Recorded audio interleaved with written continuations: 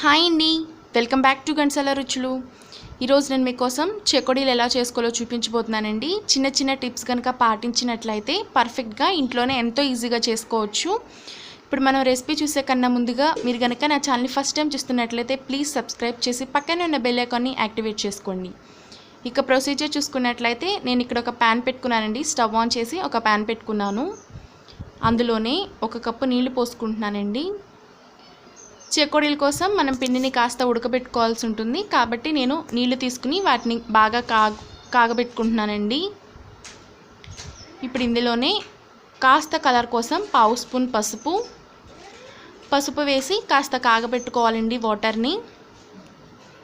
కావాల్సిన పదార్థాలని ఒక్కొక్కటిగా యాడ్ చేసుకుందాం. అదేవిధంగా రుచికి తగినంత ఉప్పు, నేనైతే ఇక్కడ 1.5 స్పూన్ వేసానండి. మీ టేస్ట్ బట్టి మీరు అడ్జస్ట్ చేసుకోండి. దాంతోపాటే 1 స్పూన్ కారం యాడ్ చేసుకుంటున్నాను. ఇది పచ్చి కారం అండి, మనం కూరల్లోకి వాడే కారం కాదు, ఇది పచ్చి కారం, బయట అవైలబుల్గా ఉంటుంది. దాంతోపాటుగానే మనం 1 స్పూన్ వామును కూడా తీసుకుందామండి. వాము తీసుకోవడం వల్ల ఫ్లేవర్ బాగుంటుంది.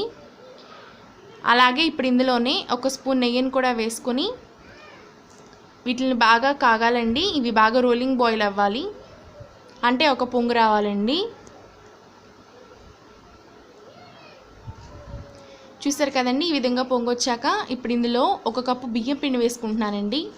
1 కప్పు నీళ్ళకి 1 కప్పు బియ్యం పిండి అనేది కంపల్సరీ పడుతుందండి. వేసి ఈ విధంగా మొత్తం ఒకసారి కలిపేసుకుందాం.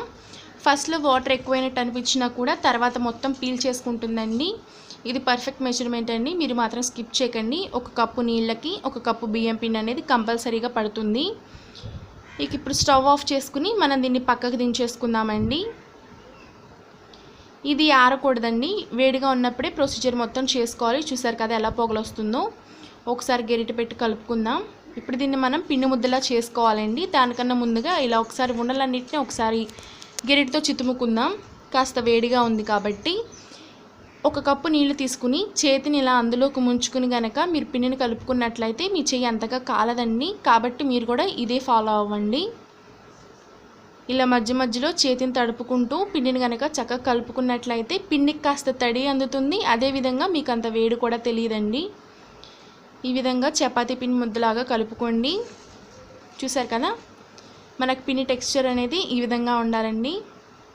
ఇప్పుడు మనం చెకోడీలు చేసుకుందాం. ఇలా ఒక చిన్న బలపంలా చేసుకుని ఇక్కడ చూపించే విధంగా ఈ విధంగా ఫోల్డ్ చేసుకుంటే చెకోడీలు అనేది ఈజీగా వచ్చేస్తాయండి. చూసారు కదా, ఈ విధంగా ఫోల్డ్ చేసుకోండి. ఇదే విధంగా మిగిలినవన్నీ చేసేసుకుందామండి. ఒక బలపం చేసుకుని దాన్ని ఇలా రివర్స్లో ఫోల్డ్ చేసుకుంటే సరిపోతుంది.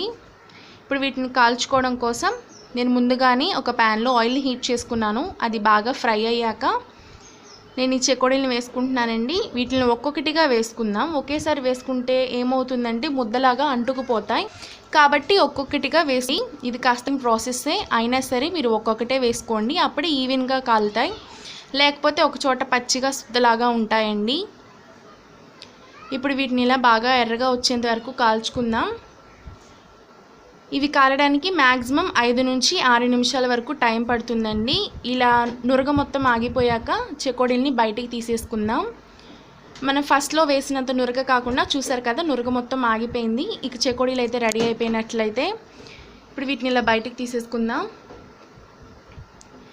ఇదే విధంగా మిగిలినవన్నీ చేసుకుని చక్కగా సర్వ్ చేసుకుంటే మన రెసిపీ అనేది రెడీ అయిపోయిందండి. చూసారు కదా, ఈ వీడియో కనుక మీకు నచ్చినట్లయితే ప్లీజ్ లైక్ చేయండి, షేర్ చేయండి. ఈ రెసిపీ ట్రై చేసి ఎలా వచ్చిందో నాకు కింద కామెంట్స్లో తెలియచేయండి. Thank you for watching.